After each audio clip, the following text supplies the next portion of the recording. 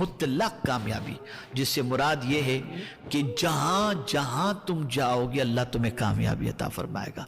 زمین کے اوپر رہو گے تو کامیاب، زمین کے اندر گئے تو کامیاب، وطن سے باہر گئے تو کامیاب، قیامت کے دن کامیاب، کامیاب ہی کامیاب رہو گے۔ اور اسی کامیابی کے حصول کے لیے جس وصف کی انسان کو ضرورت ہے اسی وصف کو پیدا کرنے کے لیے اللہ عز و جل نے ماہ رمضان المبارک کے روزوں کو فرض فرمایا۔ اب آئیے کامیابی کا نسخہ کیا ہے؟ تو قرآن مقدس میں رب قدیر جل جلالہ نے فرمایا وَمَن يُطِعِ اللَّهَ وَرَسُولَهُ وَيَخْشَ اللَّهَ وَيَتَّقْهِ فَأُولَئِكَ هُمُ الْفَائِزُونَ۔ رب قدیر جل جلالہ ارشاد فرماتا ہے اور جو حکم مانے اللہ اور اس کے رسول کا اور اللہ سے ڈرے اور پرہیزگاری کرے تو یہی لوگ کامیاب ہیں۔ اللہ اکبر۔ ہم اپنے بچے سے کچھ کہتے ہیں تو بچہ بات نہیں مانتا، اللہ والے زمین کی مٹی یا پتھر کو حکم دے دیتے تو وہ سونا بن جاتی تھی، وہ کامیاب ہو جاتے تھے۔ وجہ کیا تھی؟ سبب کیا تھا؟ یہی تقوی، ایمان کے ساتھ تقوی۔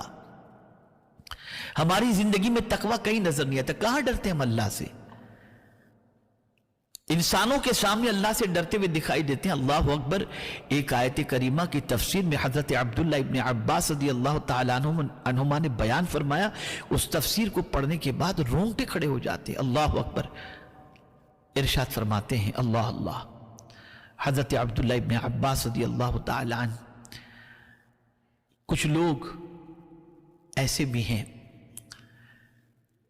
جو لوگوں کے درمیان رہتے ہوئے کوئی عورت اگر ان کے سامنے سے گزرتی ہے تو لوگوں کی مروت میں کہ لوگ دیکھ رہے ہیں اس غیر محرم کی طرف نظر نہیں اٹھاتے، لیکن جیسے ہی ان لوگوں کی توجہ ہٹتی ہے تو لوگوں کی توجہ ہٹنے کے بعد وہ شخص چپکے سے لوگوں سے نظر بچائے ہوئے غیر محرم کو دیکھ کر آنکھوں کا زنا کر لیتا ہے۔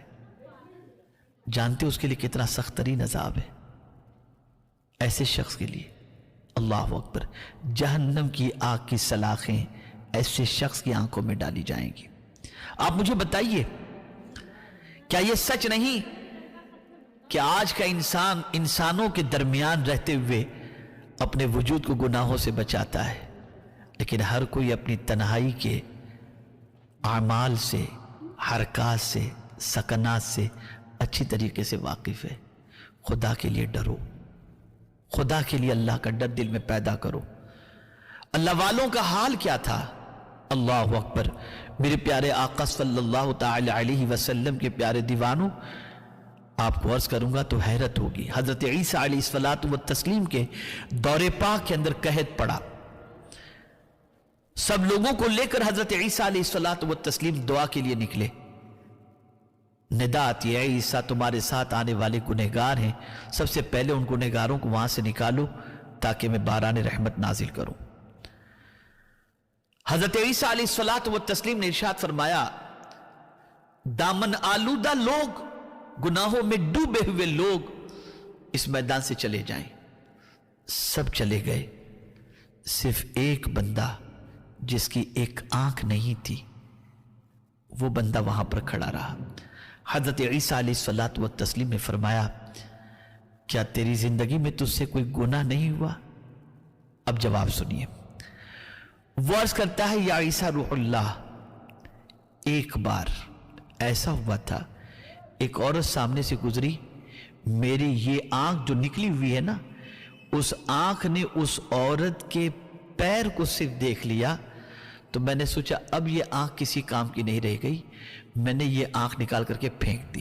اگر دوسری آنکھ سے بھی یہ غلطی ہوتی میں اسے بھی نکال دیتا، بس یہی مجھ سے ایک گناہ ہوا تھا، تو جس سے گناہ ہوا تھا وہ آنکھ میں نے نکال دی اور اللہ نے اپنے فضل سے مجھے گناہوں سے بچائے رکھا ہے۔ حضرت عیسیٰ علیہ السلام رو پڑے اور اس بندے سے کہتے تو ہی حقدار ہے کہ اللہ کی بارگاہ میں دعا کر اور تیری دعا پر باران رحمت نازل ہوگا۔ یقیناً میں نبی ضرور ہوں، حضرت عیسیٰ علیہ السلام فرماتے میں نبی ضرور ہوں، لیکن اللہ عز و جل نے مجھے معصوم پیدا فرمایا، مجھ سے گناہ نہیں ہو سکتا، لیکن تجھے معصوم نہیں پیدا فرمایا، پھر بھی تو گناہ سے بچا ہوا ہے، اس لیے تیری دعائیں اللہ کی بارگاہ میں ضرور قبول ہوں گی۔ اس نے جیسے ہی ہاتھ اٹھائے، لب ہلائے، باران رحمت کا نزول ہوا۔ پتہ چلا روزہ ہمارے اندر یہ جذبہ پیدا کرنا چاہتا ہے تاکہ ہم روزے کے ذریعے اللہ کا ڈر اپنے دل میں پیدا کریں۔ یہ تفسیر حضرت عبداللہ ابن عباس کی جو میں نے بیان کی، یہ یعلم خائنۃ الاعین وما تخفی الصدور، غالباً اسی آیت کی تفسیر کے اندر حضرت عبداللہ ابن عباس رضی اللہ تعالیٰ عنہ نے بیان فرمایا ہے۔ آپ ذرا سوچو، جب آپ گھر کی چار دیواری میں چھپ کر اپنا روزہ نہیں توڑتے اور کھانا نہیں کھاتے اس تصور کے ساتھ کہ رب دیکھ رہا ہے، تو کیا ماہ رمضان کے اس وقت میں ہی رب دیکھتا ہے، باقی دنوں میں نہیں دیکھتا؟ اگر بندہ اپنے دل میں یہ جذبہ پیدا کر لے، ہمیشہ میرا مولا دیکھتا ہے، کہیں بھی رہوں مولا دیکھتا ہے، کدھر بھی رہوں مولا دیکھتا ہے، تو انشاءاللہ العظیم دامن گناہوں سے بچے گا، تقوی کی دولت نصیب ہوگی۔ اور میرا اپنا یہ جملہ ہے، ذہن میں محفوظ کر لو، گناہ کرنے والا جب گناہ کرتا ہے نا تو سب سے پہلے خود کی نظر سے گرتا ہے اور پھر خدا کی نظر سے گر جاتا ہے۔ ہزار ہم انسانوں کے سامنے پارسا بن کر کے گھومتے ہوں، تنہائی کے ہمارے اعمال اگر اچھے ہیں تو اللہ کا شکر ادا کرنا چاہیے اور اس پر گھمنڈ نہیں، اور اگر اچھے اعمال نہیں ہیں تو یاد رکھیں تنہائی میں کیے ہوئے برے اعمال ہمارے ظاہری تقدس کے باوجود قلبی تسکین کی دولت سے ہمیں مالا مال نہیں کر سکتے۔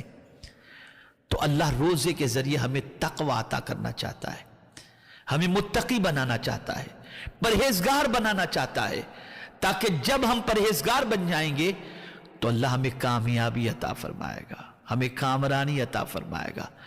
اور صرف یہی نہیں کہ وہ ہمیں کامیابی زمین کے اوپر عطا فرمائے گا، بلکہ حقیقت یہ ہے کہ زمین کے اندر بھی اور میدان محشر میں بھی وہ کامیابی کی دولت سے سرفراز فرمائے گا۔ ویڈیو کو اس لیے کمنٹ میں ضرور بتائیں اور ویڈیو کو لائک اور شیئر کریں اور ہمارے چینل کو سبسکرائب کریں۔